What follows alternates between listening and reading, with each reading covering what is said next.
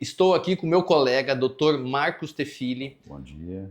urologista. Nós dois somos urologistas. O Marcos Tefili é um urologista especializado em cirurgia robótica e cirurgia oncológica dentro da urologia. E eu sou um urologista especializado na parte sexual masculina. Mas estamos aqui conversando a respeito de um assunto que é muito importante dentro do Novembro Azul, que o Novembro Azul já há muito tempo é conhecido como o mês da prevenção do câncer de próstata. Atualmente também é o mês onde a gente lida com a saúde masculina, não só a questão de próstata, mas o nosso assunto aqui hoje basicamente vai ser sobre câncer de próstata. Tefili, vamos começar conversando sobre esse estudo novo que foi publicado há um dia, foi publicado Exatamente. ontem no New England, que é uma revista de alto impacto científico no mundo médico. Fala um pouquinho desse estudo aí. Esse é um estudo super importante, né?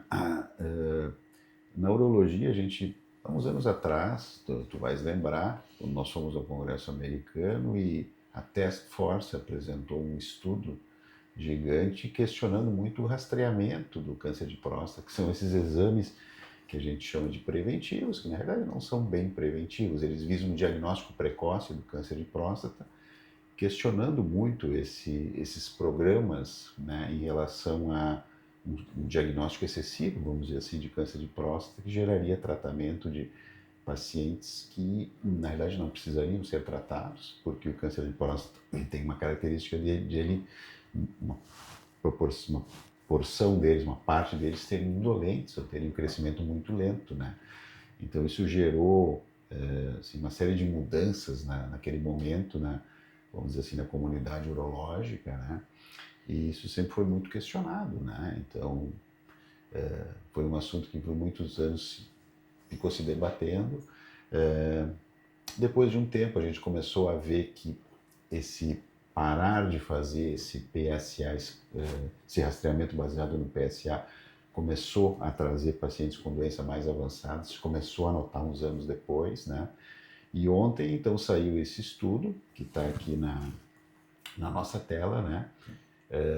Que é o estudo europeu, com 23 anos de segmento, foram 162 mil pacientes, entre 55 e 70 anos, né?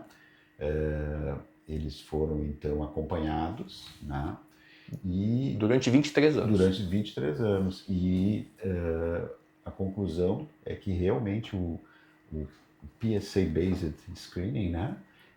Que são os exames baseados no PSA, os exames anuais que a gente faz de rotina, eles realmente impactaram, né, na mortalidade, número de mortes e foram benéficos para os pacientes. Então, voltando, então, vamos dizer assim, ou reafirmando a importância, né, dos exames de rastreamento para câncer de próstata.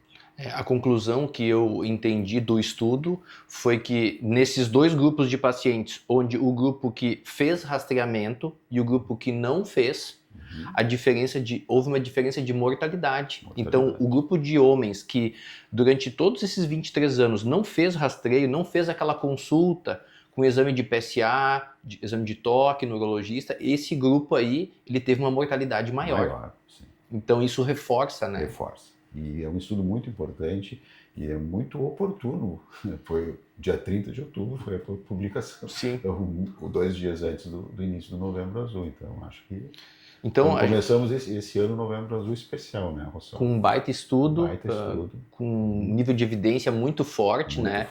Mostrando que esta dúvida não existe mais. Hoje em dia o homem ele tem que fazer o seu check-up anual, tem que fazer o controle do câncer de próstata, porque o câncer de próstata é talvez o câncer que mais...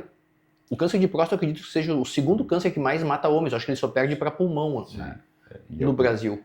E depois os de pele é o mais frequente. É o mais frequente. Mais frequente nos homens, né? E que também tem a segunda maior letalidade. Conta para nós aqui hoje, a partir de que idade o homem tem que fazer o seu check-up anual com o urologista e qual é a sequência de exames, além da consulta, do que o paciente tem que fazer para ter esse acompanhamento da próstata? Na realidade, então, falando especificamente no câncer de próstata, então, os indivíduos que têm história familiar de câncer de próstata, principalmente em familiares de primeiro grau, seriam o pai, irmãos, tios, né? Uhum. Então, esses pacientes realmente a recomendação é que iniciem aos 40 anos de idade, fazer os exames anuais e alguns casos, ou uma grande parte desses pacientes também devem ser submetidos aos estudos genéticos, né? Mas basicamente, assim, para o dia a dia é fazer o exame do PSA com o seu urologista em bases anuais. O paciente standard, vamos dizer assim, que é o paciente que não tem história na família de câncer de próstata, ele pode iniciar um pouquinho mais tarde, então poderia começar aos 45, eventualmente até os 50 anos, também em bases anuais. Quando o PSA está alterado, qual que é a conduta? Bom, aí vai depender muito do quanto ele está alterado e a maneira como ele vem subindo, né? O PSA ele é um hormônio, uma glicoproteína, ele é específico da próstata, mas ele, vamos dizer assim, ele não é específico de câncer de próstata.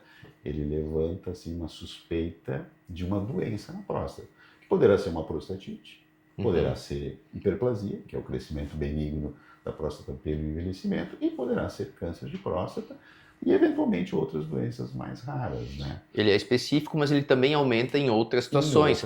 Até eu gosto sempre de não alarmar muitos pacientes quando eles têm um PSA que aparece aumentado, de que isso não necessariamente significa que é um câncer de próstata, né? Tem essas duas outras situações que também podem indicar uma patologia na próstata, que geralmente pode ser também hiperplasia ou uma prostatite. Sem dúvida. Mas a gente sempre tem que descartar o câncer, né? Sempre aquele raciocínio médico, né? Torce pelo melhor, mas pensa no pior, né? Perfeito. É assim que a gente trabalha, né? Exato.